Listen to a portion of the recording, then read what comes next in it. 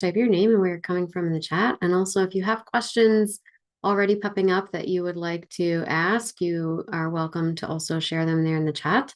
If you're joining me for the first time, usually what I like to do is I like to address some of the questions that were submitted in advance, and then I will make places of rest where I can answer the questions for those of you that are joining me in real time. Let's see. Okay. Some weird things going on here. Okay. All right. Well, I'm just going to pull up my questions here. I had a couple that were submitted in advance. All right.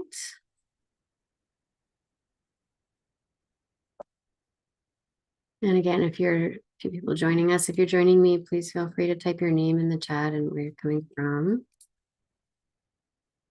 Let's see.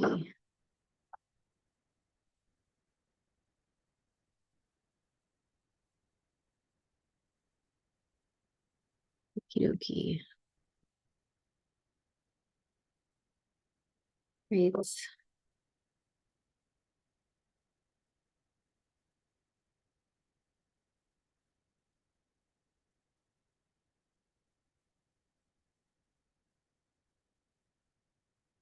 Okay.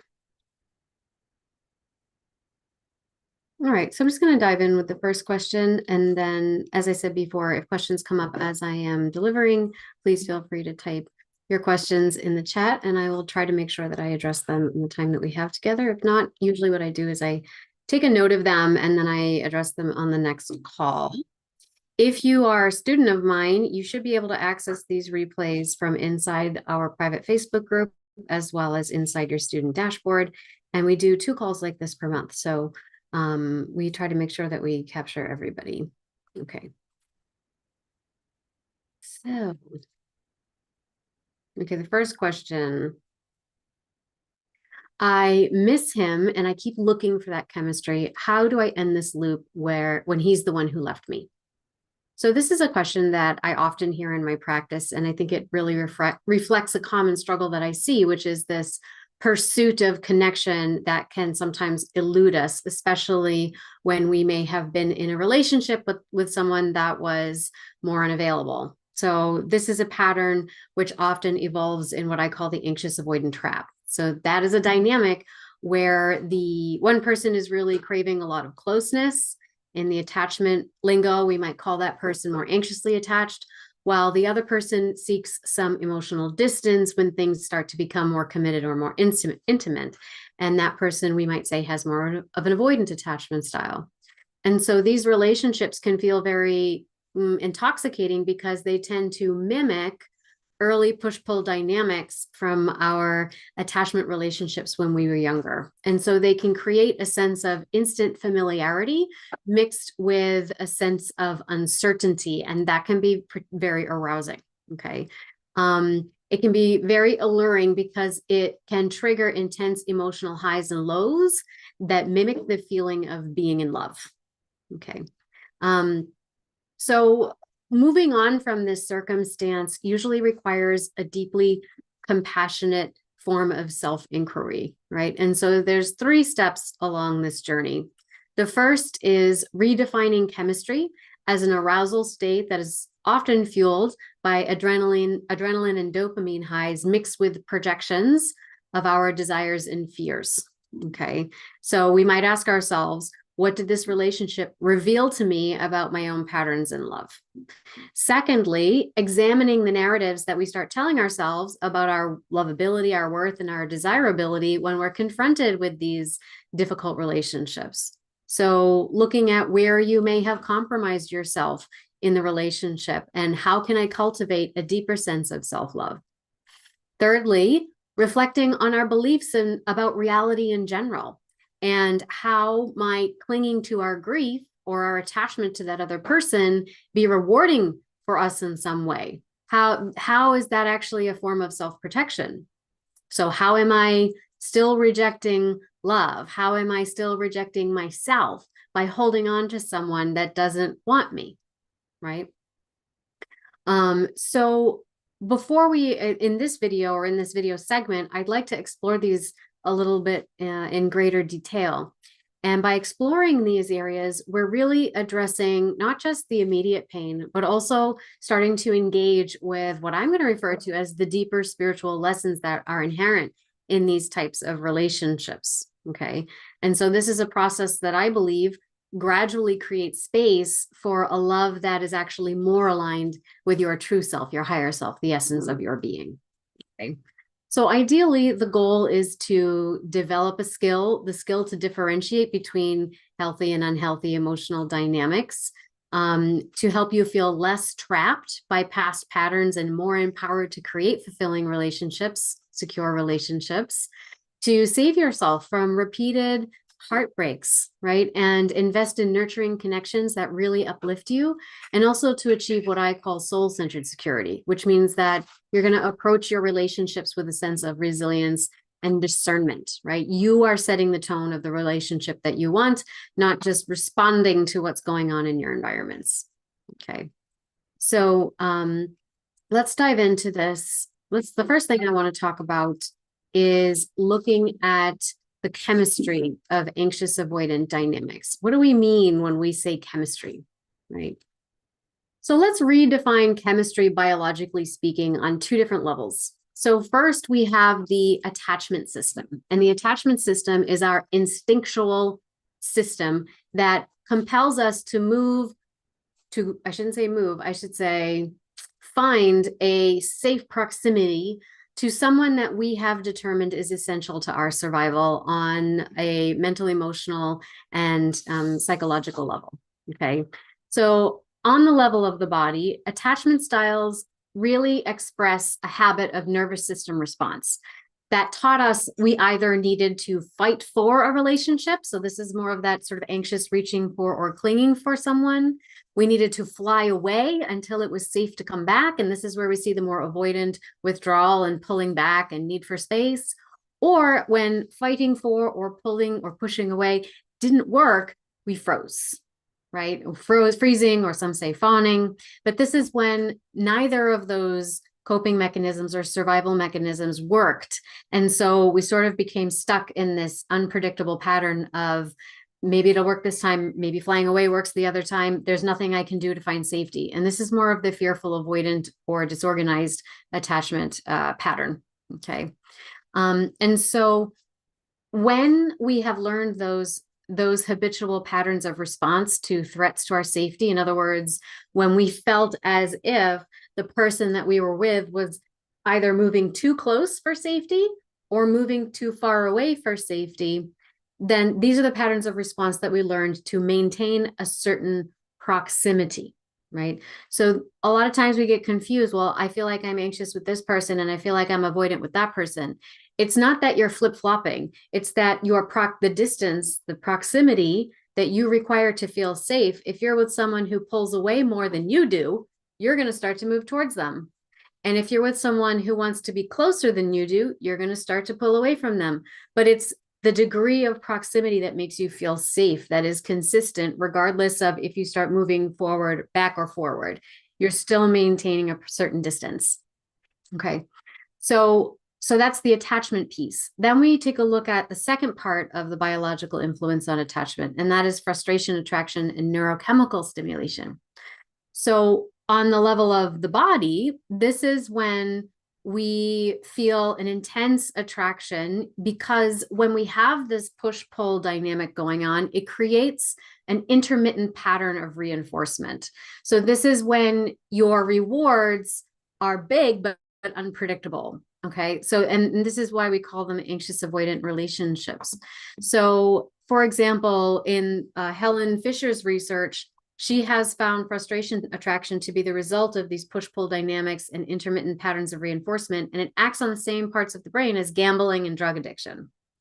Okay, so that's why I say sometimes we experience attraction as adrenaline and dopamine highs.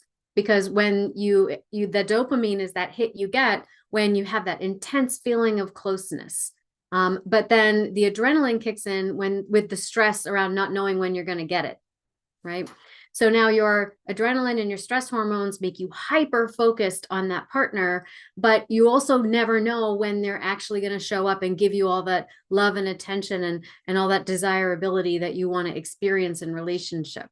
So this is where it creates the sort of love addicted patterns. And that's why we see these push-pull things in relationships. And oftentimes people call it chemistry, right?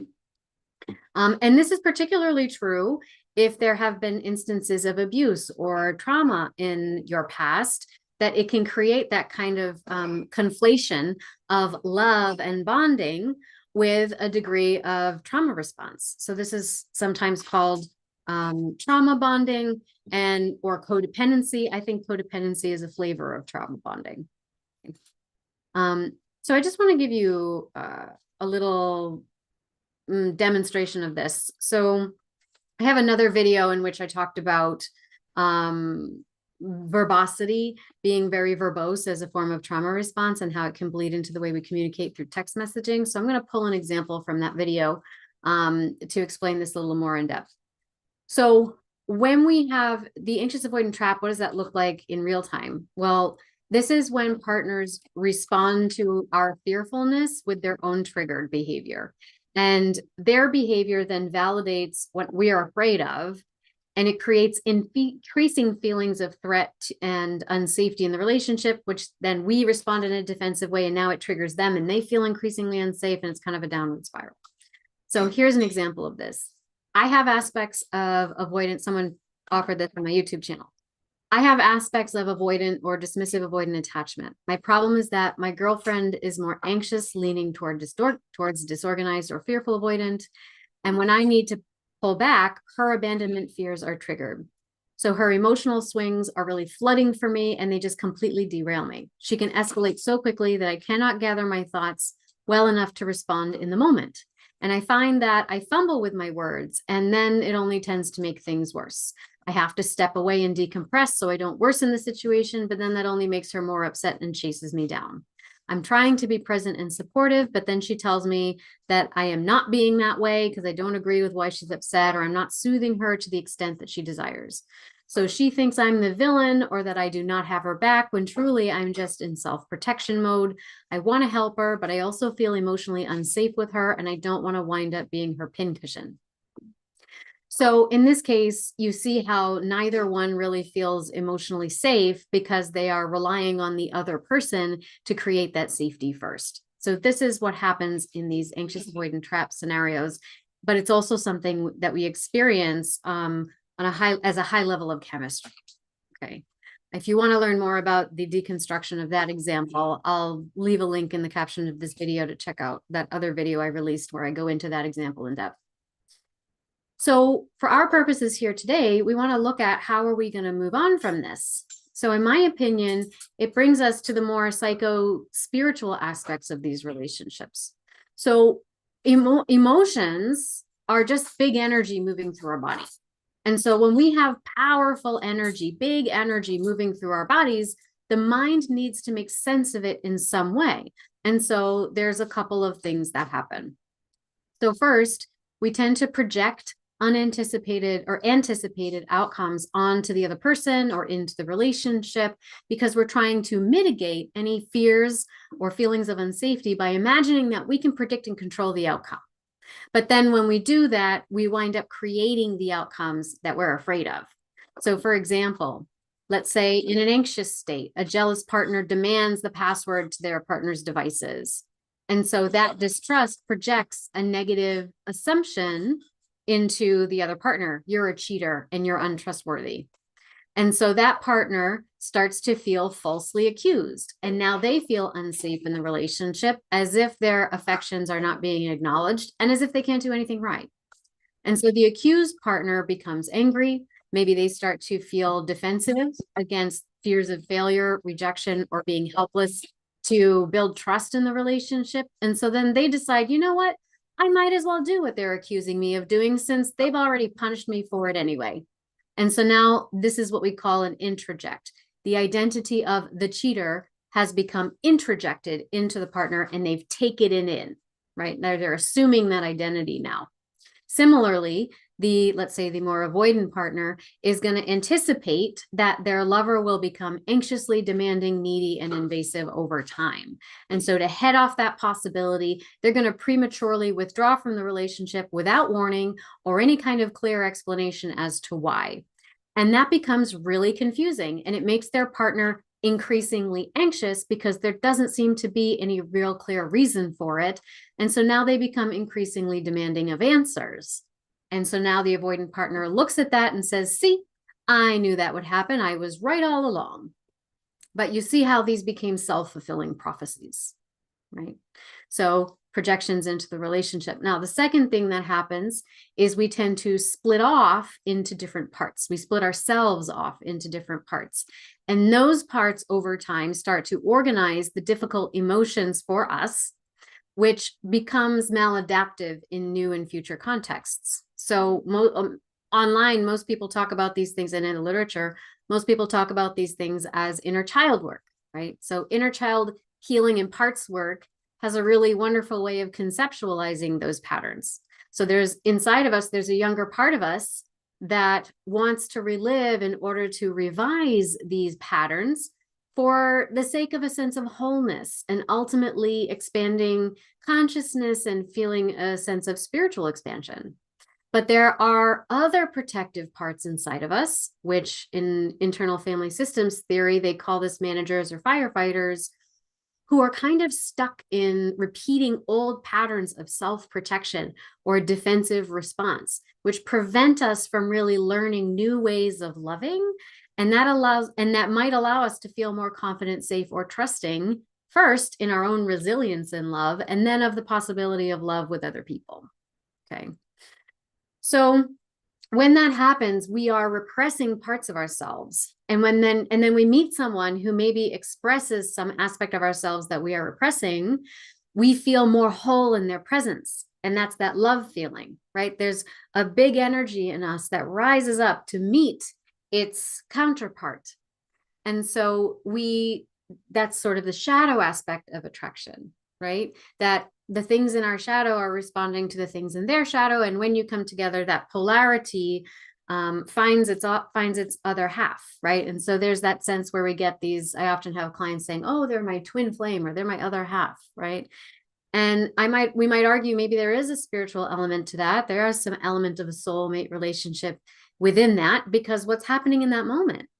Well, you are becoming increasingly aware of what aspects of yourself have you repressed or denied. And so as you start to look at and embrace those parts, now you become more fully integrated. But the misconception is that it's the other person who provided it for you. On the contrary, the other person provided a mirror, a container, or a focal point for you to see and understand how to call that feeling up within yourself. And now your job is to inhabit that feeling and to create more opportunities for that to be stimulated within you so that you step more fully into yourself with or without the partner, right? That would be more of the soul lesson here. And that would be the message of a soul mate, is to help you connect more fully to your soul, right? So this is where and how I think that we start to heal these things, meaning we start to shift our attraction patterns and move away from being adrenaline and dopamine high seeking and defining chemistry as needing to work hard for love, because we've conflated working hard with some level of suffering for love. And if we're not suffering with love, then it's not true love, right? How do we heal that concept, and how do we shift those beliefs? Well, I think that means we have to make whatever the once adaptive, but now maladaptive beliefs and cognitive patterns, we need to make them known. We need to become aware of those patterns so that we can work with them and heal them on the level of the mind, body, and spirit. It is embodied, it is psychological, and it is emotional and spiritual. So that really brings us back to the whole first part of this segment, right? So first, we are redefining chemistry as an arousal state driven by adrenaline and dopamine highs, along with self-projections. And so how do we sift and sort through that? Well, we might ask ourselves the question, what did this relationship show me about myself and the way that I love, right? What did this relationship show me about myself and the way that I love? Number two, we want to notice what stories are coming up in our minds. What are the narratives going through your head about your lovability, your self-worth, and your desirability in the absence of that person and or in their rejection?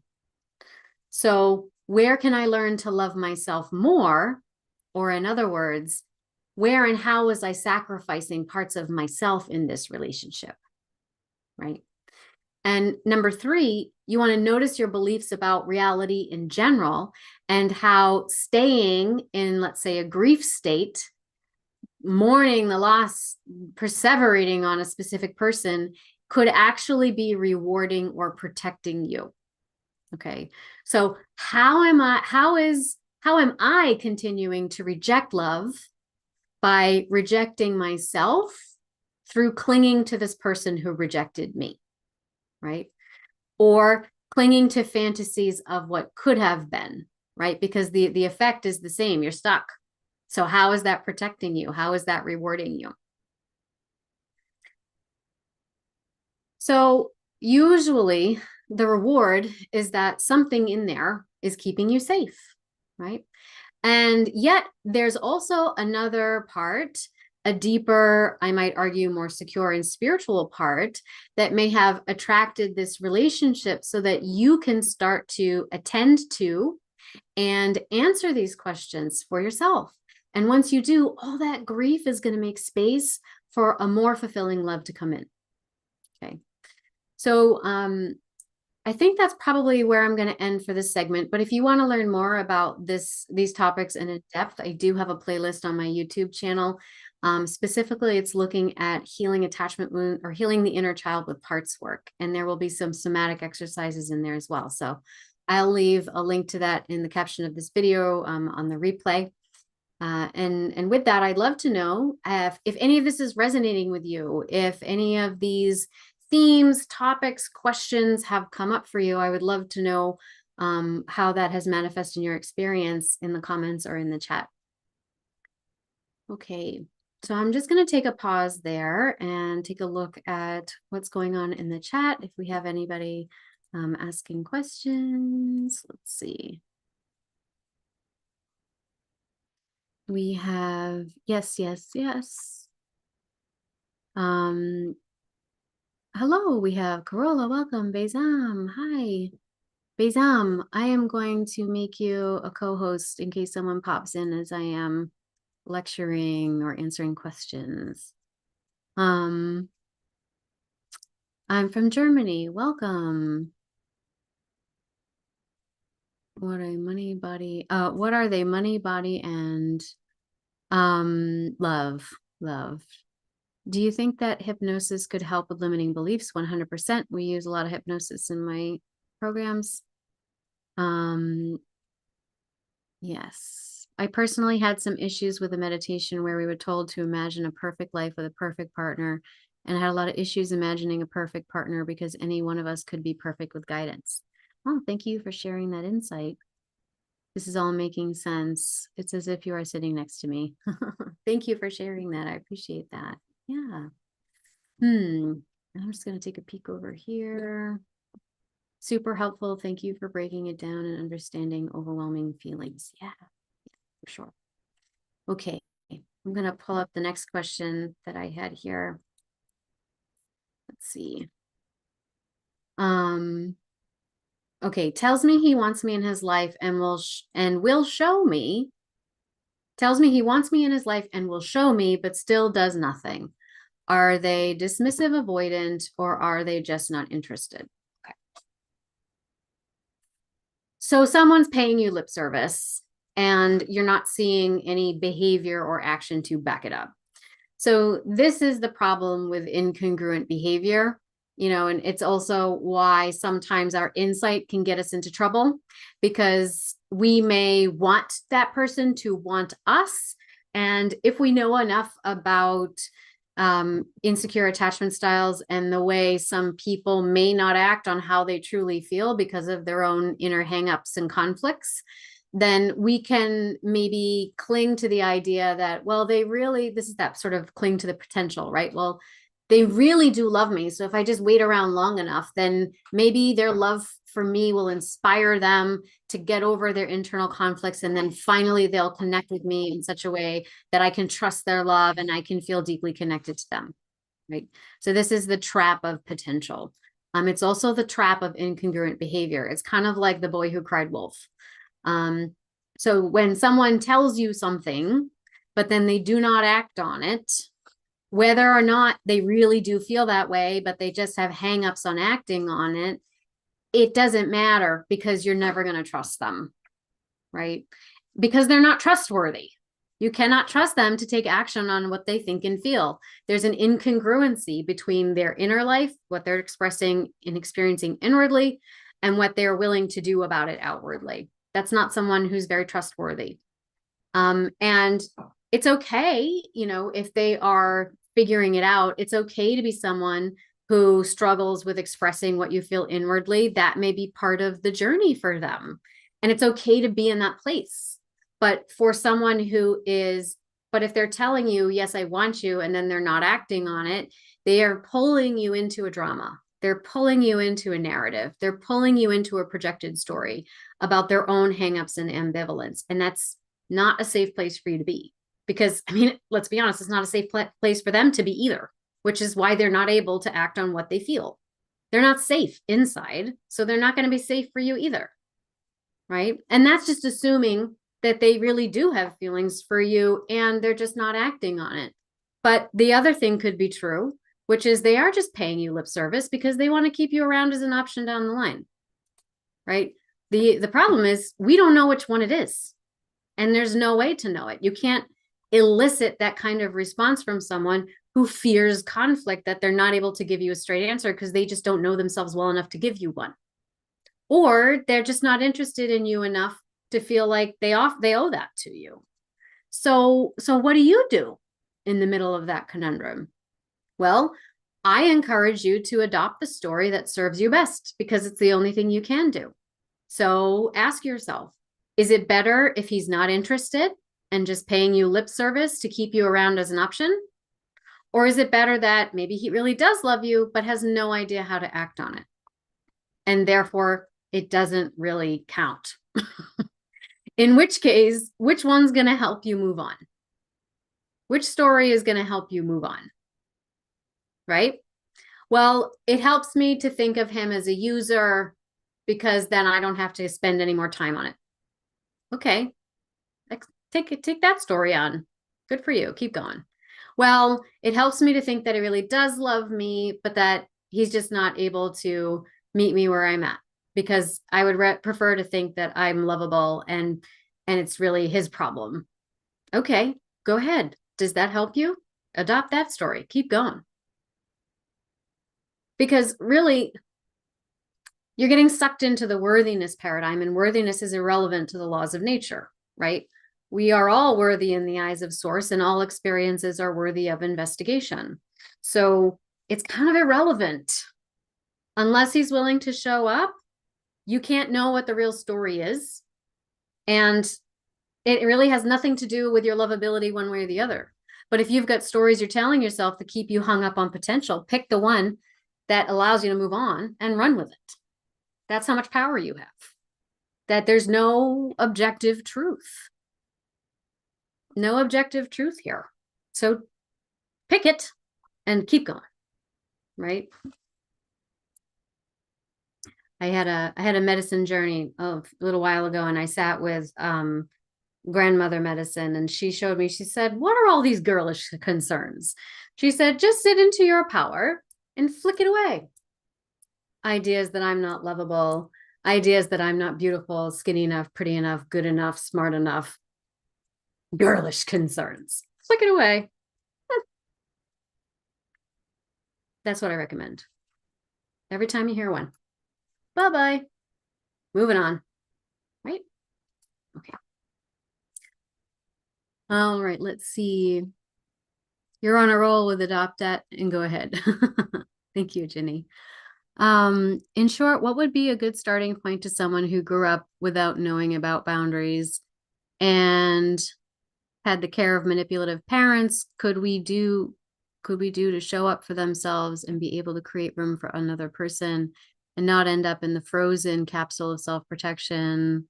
I might have disorganized attachment and have a relationship with an avoidant who has traumas. Okay, a good starting point. So a good starting point, I mean, so what course did you purchase? Because I suspect that's probably the good starting point. So if you let me know which course you purchased. My great grandmother told me the same thing. She was tapped and turned on, Lynn. I'm right there with your grandma. Mm-hmm. Let's see. The next question. Let's see. Why does he say he only feels friend feelings, but he does everything that a boyfriend does? Okay. So I cannot know for sure, but I can venture a guess, and that is that it's probably due to some degree of emotional and boundary confusion. So when we have not been taught how to properly identify our feelings, and remember, we are defining feelings as energy moving through our bodies. And when we've got big energy, unless we've had a lot of support in identifying the subtle nuances of the different threads of energy moving through us, we oftentimes use rudimentary or basic words to describe our energy. And so we start writing a story about, I'm a stressed out person, I'm an anxious person, I'm this, I'm that. But the reality is you actually have any number of various and subtle, maybe conflicting, maybe related emotions and energetic threads moving through you at any time. But we haven't had the opportunity to create the emotional and visual vocabulary around organizing energy states. So maybe you're feeling any number of things. You're happy, you're sad, you're anticipating, you're excited, you're also a little anxious, you're doubtful but confident. All that's going on inside. But because we haven't had the proper supports in sifting and sorting through that energy, we just call it anxious. Oh, I've got all this stuff and I don't know what to define it. So it's anxious. And because I don't know how to organize this, I'm just going to push or pull away from something until that big feeling goes away. Right. And so now we've got this very rudimentary kind of basic language for what we're experiencing. And when we don't know something, we respond with fear and we respond in big extreme ways. So this is that splitting that occurs, all good, all bad, all in, all out. And then we wind up sabotaging relationships, ending them prematurely, or clinging to them longer than we should, because we don't understand the gray areas. We don't understand the subtleties. And so we respond to things in extreme ways. We cling too tight. We let go too soon because we're not able to navigate the in-between spaces, right? So when this happens, it's likely that this individual that you're asking about, or even just anyone who experiences this, may not have been taught to properly identify their feelings or to truly understand that there's a difference between romantic passion, abiding love, and friendship, because they're not the same thing. But it is really delicious when they can occur simultaneously. And we tend to experience these things when they do occur simultaneously as kind of a gestalt, right? So what is a gestalt? Well, a gestalt is something that is made up of smaller component pieces, but when we look at it, we perceive it as a whole. So you might imagine like a bar sign that's lit up by a bunch of little light bulbs, right? And so when you look at the bar sign, you just see the name of the bar. You don't necessarily look at each little light bulb, but the name is constructed of a bunch of little light bulbs. And if you were to start to pick away each one of them, no longer would you be able to read the name. And so the experience of being in a bonded relationship is a gestalt. It's made up of parts and pieces, right? And so when we haven't been taught how to sift and sort through the big energy moving through our bodies and accurately put naming words to those feelings or those emotions, what happens is we just see the bar sign and we assume it's all made up of one thing. And we're not able to sift through the subtleties of that. But it is made up of component pieces. And in this case, romantic passion, love, friendship, right? So when we're not able to see something for its component pieces or sift and sort through it, and we have to because there's a conflict, sometimes we don't have to because there's no conflict. So it's easy enough just to hang out with the bar sign as it is and assume that everything's flowing together because everything's flowing well. And there's a sense of ease and there's just a natural coming together. And that does happen, especially when you have people who are really compatible. But when you have people who may not be so compatible, then this is when we start to experience friction or confusion, and some of the light bulbs might be a bit spotty, right? So this is when it's necessary for us to dig into the unique threads of that tapestry and start to sift and sort through, what is that feeling here? What is that feeling there? And understanding that, so this feeling is vibing more on a friend level than it is on a romantic one, or this feeling is vibing more on a kind of unconditional love, but I don't know that this love is going to translate into passion long term, right? So it sounds like this person that you are experiencing conflict because they seem to be happy enough to just putter along, calling it friendship and acting like it's more than that, but you are experiencing confusion around that and or wanting more of any one of these categories. So that's why it's being drawn to your attention. So for this person who may want to be called friends, but appears to be acting on these other levels as well, for this type of person, they can slip into occupying just one of these roles without properly identifying the others, even as they are expressing them, because they don't recognize it in themselves, number one, or number two, there can be a part of them that doesn't want to label it that way, right? Because it can encourage, they're afraid it's going to encourage a variety of big expectations that stimulate fears of failure or of not measuring up in some way, right? For some, there could be performance anxiety, things like that. And so for them, just sticking with the role of friend and then expressing and enjoying the benefits of these other roles without naming them is more than enough because, well, here I'm doing it. I don't need to claim it because that's going to bring up all my fears, but I'm doing it. So can't you just be happy with that? So for some, that's more than enough, right? For others, the label itself is really important. Claiming that for oneself, feeling claimed is really important because of their own history, needs, and desires, right? So whether you're someone who feels this powerful need for labels and claiming versus whether you're someone who feels like the labels are less important, the fact that I show up and I act in my integrity is more important.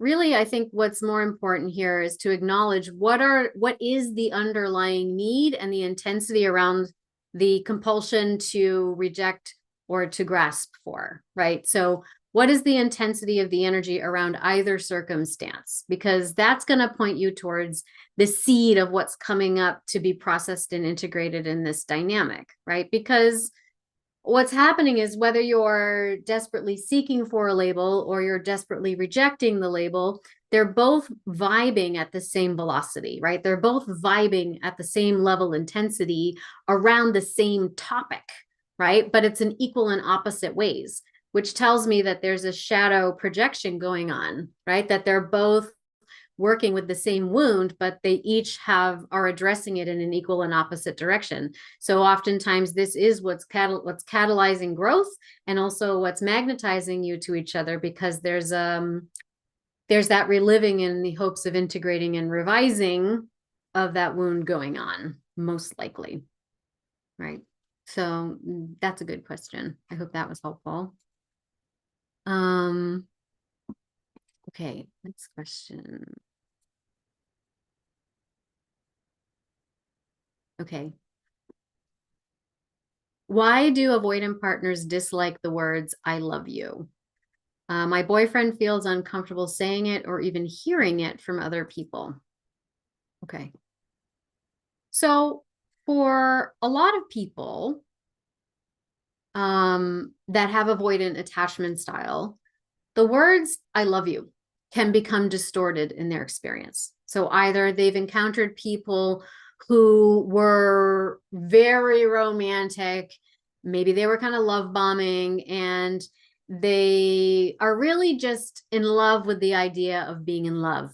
And so when they hear those words, it can feel as if the person they're with no longer sees them for who they are. Instead, they now perceive them as like an actor in a play that this person, in a story that this person is writing, right? A character in the story of love that this person is writing. Okay. And so it can feel as if, oh no, that person thinks they love me now. Now they don't see me anymore, and they're lost in their fantasies. And sometimes that's true. Sometimes they really are just in love with the idea of being in love. And there's this idealization going on because they want so badly to love and be loved that their fantasies kick on and they start making dramatic predictions about the future early on and right away. And for the more avoidant partner, they go at a slower pace and they feel like you have not seen evidence enough of me in this relationship and its evolution to jump to those conclusions. Therefore, you're not in love with me. You're in love with the idea of being loved. And let's be honest, sometimes that's true. Okay. The other thing that happens is maybe the person does actually see them for who they are, and they do view them as lovable and valuable because that person has the divine spark and compassion in them, just like everyone else does. But the avoidant person doesn't quite believe that themselves. And so even if the love is being freely offered, it's hard to let it in because they don't perceive that within themselves. Okay. The other thing that happens is sometimes for someone, more particularly for someone that's had a dismissive avoidant or fearful avoidant attachment style in their history, there has been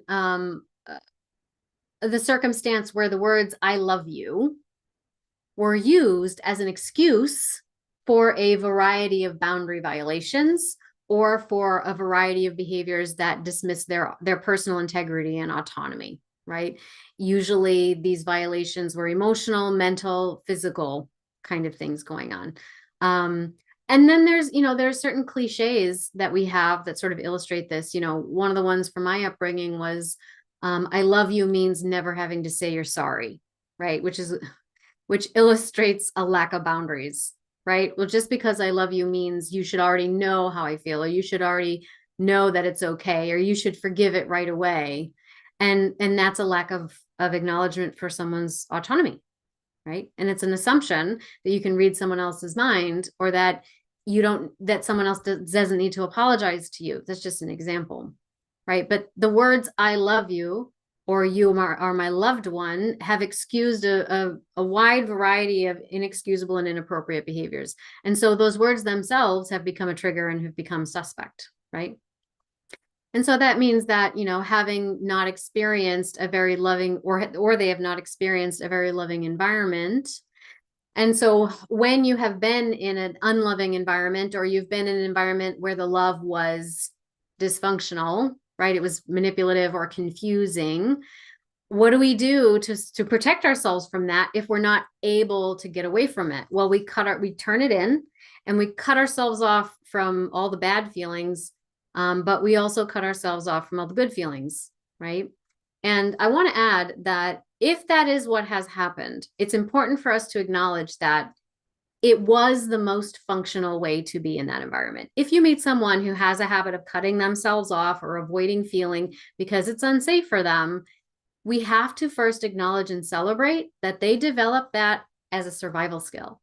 And they developed it because it was the most functional way to be in the situation in which they found themselves. So unless we acknowledge that first, we're never going to be able to change it, right?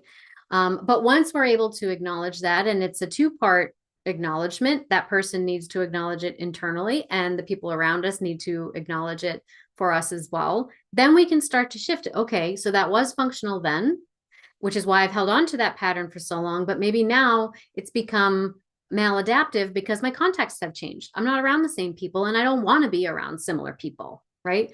So, but if I keep projecting that this is what's going to happen and this is the way it's going to be, I'm going to start to live self-fulfilling prophecies. I'm going to start inducing those experiences in the people around me, and then I'm just going to attract people to confirm my own bias, right? So that means I have to start shifting that maladaptive pattern into a more adaptive one.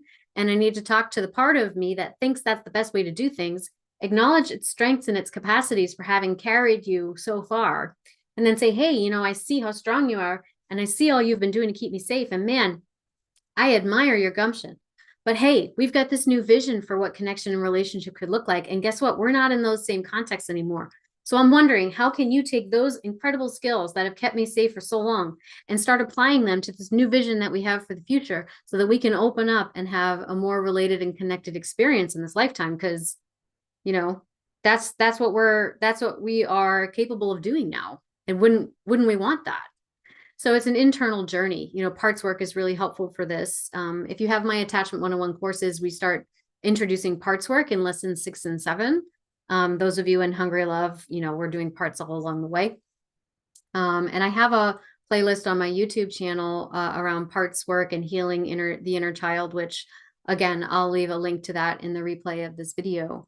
But coming back to the original question, if we've been in those uncomfortable or dysfunctional environments and we developed a way of coping with that by cutting off all feeling in order to avoid bad feelings, we can also cut ourselves off from good feelings. And because of that, we've collected to our experience evidence that it's only worth avoiding bad feelings. It's not worth risking good feelings, right? Because we haven't had the good feelings. We haven't had good enough feelings to show us that it's worth it. And that's a huge leap of faith. It's a massive leap of faith. Okay. So that's to answer why sometimes the words "I love you" can be suspect and triggering for an avoidant partner. What do you do about it? Well, I would say, you know, yes, there is the responsibility on the avoidant partner to be working on themselves and to be progressing towards opening up and working with their triggers in a conscientious and intentional way, sure. But in the meantime, there's also no reason for us to be attached to "I love you" as the only words in all the world's languages that can express the feeling you're trying to express, which is a big energy moving through your body, right? There's infinite number of words that we can use in all different languages to express those sentiments without needing to be attached to the specific words "I love you." You know, I used to, quirky fun fact about me is I've written 5 paranormal romance novels and have done presentations at romance writing conferences in my lifetime. And one of the biggest things that we talk about in the realms of romance writing is saying "I love you" is the most cliche thing you can do in a book, and to really express 2 characters growing and evolving together. Find another way for your character to say it and to express it. And so that's what I recommend here, particularly for the avoidant partner, to find another way to express that. Okay, because if you find other ways to say it, you would be surprised at how much safety you create for them to actually say those 3 words to you first. Yeah.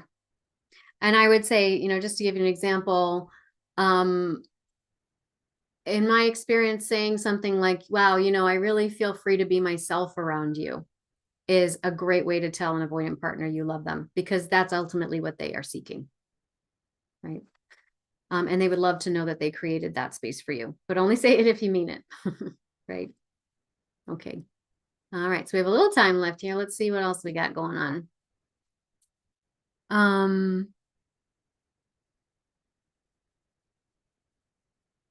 What if the people who need to acknowledge this are no longer alive? Well, so this is the thing. I usually believe that, you know, the acknowledgement we're seeking is really our own. We may have characters in our lives that we attach the need to, but it's our own acknowledgement that we are seeking. And when we do not give ourselves that acknowledgement or that validation, we chase down partners seeking it, right? Because it's the inner child. When you are repeatedly attracting unavailable people and you're seeking acknowledgement from those unavailable people, it's the inner child seeking their acknowledgement because you are not acknowledging it. You are not acknowledging your own inner child, because if you were, you wouldn't feel the compulsion towards unavailable people. So it's about self-validation. So if we're seeking that acknowledgement from people who've passed, it's going to be a process of guided visualization and looking at the parts of you that you have internalized as them. In object relations theory, they call these internalized objects, but it's the idea that there will be a real parent that existed in your lifetime, the actual physical human being, and then there will be the version of them that you took in and that you created a symbolic representation of in your mental, emotional, and energetic space. And it's the one that you took in that you continue to be in conversation with. It's the one that you took in that your inner child is constantly seeking validation from. So this is where IFS work is really helpful, internal family systems theory, because the one that you took in is most likely a mask for the inner critic, or it's a mask for a harsh internal judge of some kind, or a neglectful or uncaring parental figure. And so when you go in and you look at the figure and you see their face, you just ask them, show me what's behind it. Show me what's behind it. Show me what's behind it. Show me what's behind it. And you just keep waiting. They're going to keep pulling it off, pulling it off, pulling it off, pulling it off. And then you will find that it's a gap that you have maintained between you and you, because the gap is what created safety of some kind at some point in your life in some way. And so that's just convincing that part we don't need to wear those masks anymore, because we're in a new context and we're creating new forms of safety, right? And now I want you to see that the higher part of ourself is here and ready and connected and can hold that burden for you. So you can go play now, and then it becomes integrated. For me, every time I start achieving good things, I get swarmed by negative energies from all sides. I think my issue is cultural. It's possible achievements aren't possible here. So I think it is important to recognize there are systemic and intersecting systems of systemic oppression in culture, in various cultures everywhere. So there is that factor, and it's a very difficult one to come up against. The other thing that we can sometimes do is take on energy that doesn't belong to us. So oftentimes I recommend that when you are noticing a negative thought pop up, it might be a part of you, but before you go digging into that process, you might just first ask, does this belong to me? So I would just drop an inquiry, don't have to be meditative state. You can just close your eyes, drop the inquiry, does this belong to me? And you allow the question to just go where it lives in your body. Maybe the thought's in your head, but maybe the thought starts down here, or it starts over here, or it starts in your hand. Where's that thought start, and does it belong to me? And then you just ask, there may be a yes or a no, or you can also say, what percentage of this thought belongs to me? And whatever the first number is that pops into your head gives you a sense of direction. So for example, I did this with 2 clients in the past couple of days. One client said 90% of this does not belong to me. Another one said 100% of this does not belong to me. So when it doesn't belong to you, or when the majority of it does not belong to you, do not waste your time and your effort and your energy trying to process that energy, because it's going to be really arduous and difficult, and you're not doing it for yourself. So I would say you're going to create some boundaries around that energy. However you do that, visually, I like to imagine taking the energy and sucking it into an orb, kind of like a fortune teller's crystal ball. And you're going to take a look at it, and you're going to be like, okay, so what's the seed of this energy? And in the seed of that energy, I will know how to expel this, how to alchemize it and release it, let it go. Some people say, well, maybe it's your mother's, or maybe it's your dad's energy, or maybe it's the energy of someone you care about. And then sometimes when you try to do that, another part will pop up and say, no, I don't want to let go of this, because even though it feels awful, it's what connects me to them. So then that means you got to work with that part first before you're going to be able to lift that energy. If the part doesn't pop up and you're ready to just expel it, then do that, right? And you can imagine breathing it out into a balloon and popping it. Or just letting it float out into the atmosphere. You can imagine calling it an element of nature: fire, water, air, earth, burying it, burning it off, washing it away, blowing it away. It's not your energy. So don't fall down a psychological rabbit hole trying to turn it into an inner child issue, blah, blah, blah. Just get rid of it. If you're holding on to it because of another part or because of another childhood thing, that's where you're going to spend your time healing that part so that you can just get rid of it instead of trying to churn all of that and it doesn't belong to you. Okay. So freeing. I'm glad that you appreciate that. Thank you for sharing that. I'm just going to take one more peek over here. And oh, we've got some questions over a lot of stuff over here. Do you think just changing yourself to be more secure can bring an avoidant around to want a commitment? And should you discuss attachment styles with them? So first off, we're never changing ourselves to bring someone else around because that is going to be a perpetuation of the original wound, right? And that also speaks to our misconceptions around what secure attachment is. So some of us feel like secure attachment is changing yourself or fixing yourself to be better so that you can attract someone that is the best version of what you're looking for, right? So I'm anxious. Secure people must not be as anxious as me. So once I'm less anxious, then I'll be more secure and then I'll attract a secure partner, right? But you're already secure. You're already secure. Everybody already has the secure core inside of them. They've just adopted a lot of beliefs and mechanisms and parts that tell them they aren't and that they have to act in these ways to find safety and protection. But if you were able to connect to the secure core of yourself, you would realize that these are just stories you're telling yourself that you don't need to anymore. So I believe everybody is already secure, so you don't need to fix yourself. What you need to do is change your relationship to your anxiety. So is it okay for me to be anxious? Is it okay for me to be, to be who and what I am and still show up to things with a measure of mindfulness and intention with what I do, to have boundaries around things? Because people think that they're their thoughts and their behaviors. You're not your thoughts and your behaviors. You are the part of you that reflects on your thoughts and your behaviors. And ultimately, once you become increasingly what I call soul-centered secure, you will align to the essence of your being, which is the secure core part of you. And then the thoughts and the behaviors and whatnot, they become more within your control and you have more free will and choice around them, right? So this is really what we mean. It's just by sinking more deeply into your sense of self, and that secure core of who you are. But everyone already has a secure core. We're not working towards something we don't have. We're removing all of the gunk that we've acquired between ourselves and that fundamental truth.